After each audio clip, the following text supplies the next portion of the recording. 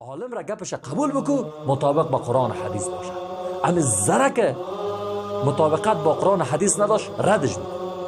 امروز اعمال و رفتار و کردار علما را شما یک دفعه از نزدیک ببینید که چقدر در میان خود ضد داره. و بدترین چیز امروز که در میان علماست متاسفانه ضد و تعصب است. همه چیز درمان میشه. جهل که جهل است درمان میشه، اما ضد علما نمیشه. متاسفانه امروز در ضد بنماندیم. عالم حقانی از قرآن حدیث بیان میکنه، میگه این شرک است، این کفر است، این طاغوت است، این ولا براست. اما متاسفانه که علمای سو، علمای درباری اینها را چی می خطاب میکنن؟ والا تکفیریستن، فلان هستن. برادر مسلمان، آن چیزی که الله و رسول الله صلی الله علیه و کفر گفته باشه، ما و تو من حیث مسلمان باید تو چی بگوییم؟ کفر بگوییم یا مسلمان؟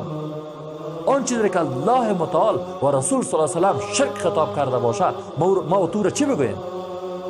شرک بگوییم یا نه؟ یا بگوییم که برادرای ما هستن؟ ما کوشش بکنیم آن چیزی که الله و رسول الله دستور داده به او عمل بکنیم، برسانیم، به او کم و زیاد نکنیم.